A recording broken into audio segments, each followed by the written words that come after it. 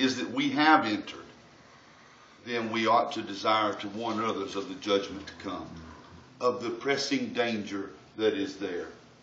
That, I think, is probably one of the biggest pitfalls of the gospel proclamation of our day, is it's all good news and no bad news. To preach heaven without the backdrop of hell is not a good practice. That's exactly right. totally imbalanced. It's an unbalanced approach. Theologically imbalanced. Right. It's a very unbalanced approach. It's tickling to the ear. It's pleasing to the senses. But the senses are fleshly. And they desire fleshly things. And they're tickled by fleshly pursuits. And brothers and sisters, to present the good news without the backdrop of the bad news, well, I'll use the expression again. I'll quote Christ: "Those who are not sick have no need of a physician." We go through life. We were talking about colonoscopies on the way home last night. The conversation at one point just happened to turn there. And I made a foolish statement, and I think that folks understood what I was saying. I said, I'm not going to have one. Well, it's a rather foolhardy thing. I'm 50 years old. They recommend that at 50 you start.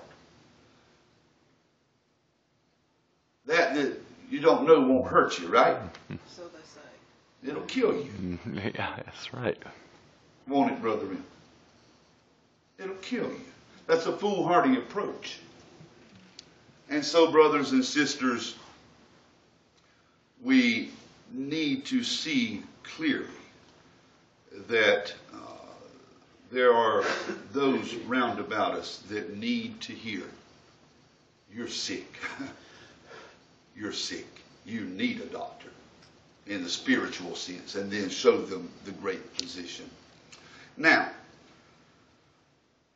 I want us to talk then what this word strive teaches about the state of church-going folks.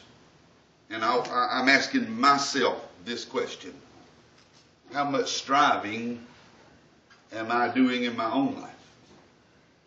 How much striving? How much do I pursue after godliness? How much do I pursue after Christ, as if He is the dearest and sweetest thing in all the world to me? Brothers and sisters, I'll have to tell you, to my own regret and deep remorse, there are many moments of the day when my pursuits are wrapped up in other things. And I want to put that in a proper context for us.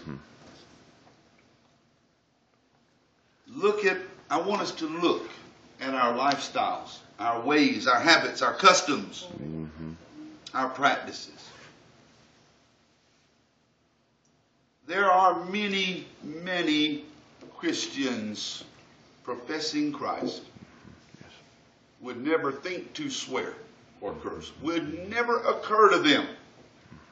They don't lie, they don't cheat, they don't steal, they don't covet.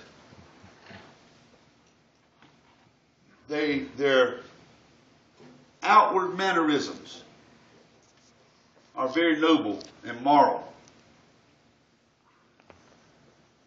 But brothers and sisters, they also have not one thought of striving after Christ at all.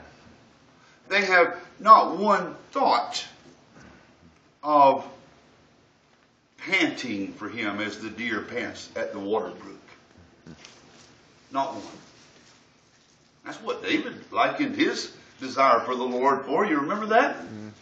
As the deer pants for the water brook, so my soul longs after Thee. You ever seen a thirsty deer whenever it's been running, been chased by hounds? They'll get to salivating. And the very dew they could lick off of the blade of grass is a welcome comfort, much less a stream of water. They'll chew grass to get the moisture out. Right. Just about any animal will. So will men. I got an uncle that ate grass after he crossed into Germany at World War II. They literally were encamped in a pasture. And after being laying flat of their faces for I forget how long he told me, it's the uncle we just buried. I forget how long he told me, but it was over a day and a night that they laid flat of their face. And the little bit of water that he had in his canteen was gone the next morning.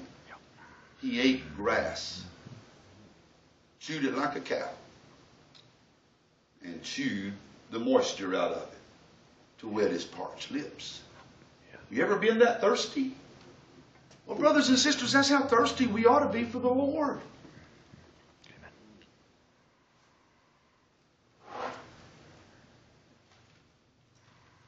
Are we found striving, or are we possessed by a state or a spirit of slumber? There have certainly been periods in my life when that would be the better way to describe my spiritual condition. Slumber. No striving. No running after. No desiring. No panting. No striving. I want us as well to now, in a positive and a negative sense, I want us to consider our own, and I'm not asking anyone to certainly answer out loud. I want us to answer these questions in our hearts. Our striving as it relates to just what we would call customary Christian duty, habits, those things that a Christian ought to be found doing.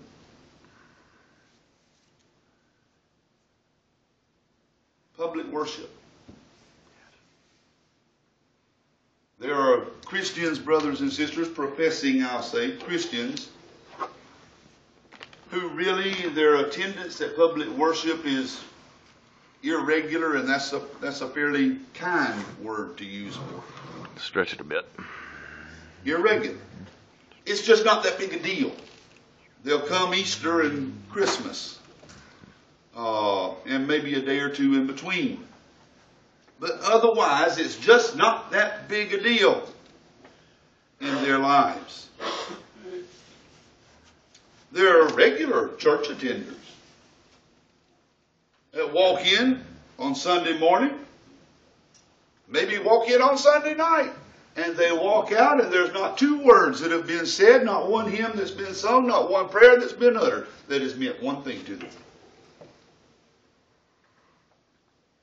They really would not know the difference if the preacher had gotten up there and preached the gospel truth or told lie after lie after lie. They wouldn't have known the difference.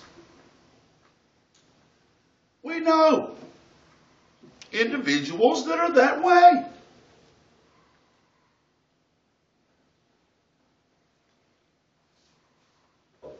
How about the reading of the Scriptures?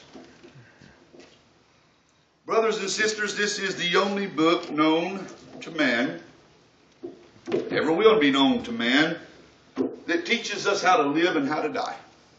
Amen. You will not find the answer for issues, every issue of life, contained in any other book but this one. But I want us to ask ourselves a question. Take the last week and figure up for yourself what your eyes have spent reading. Newsweek magazine may be a very good magazine, but it doesn't have the answers for every issue of life. Amen. Better Homes and Gardens may be a very nice publication, beautiful pictures, nice stories of what you can do with your yard and all of those great things, has no answer for every issue of life. Amen. Southern Living, Sports Illustrated. Mhm. Right. Sometimes of the year that can be regular downright trash, to be frank with you. Don't you doubt it. The Savannah Morning News. It's all right to read the paper. But in comparison, which gets the higher billing in our lives? If you add up all the other stuff and put it over here and the Bible over here, I'm afraid with most of us, the scale's going to go like this. Yes. With most of us.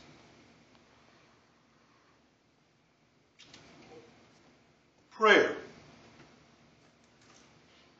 Brothers and sisters, professing Christians will get up in the morning without God and they'll go to bed without Him, and the only thoughts they give to Him during the day is if they happen to remember a ritual called giving thanks before they eat.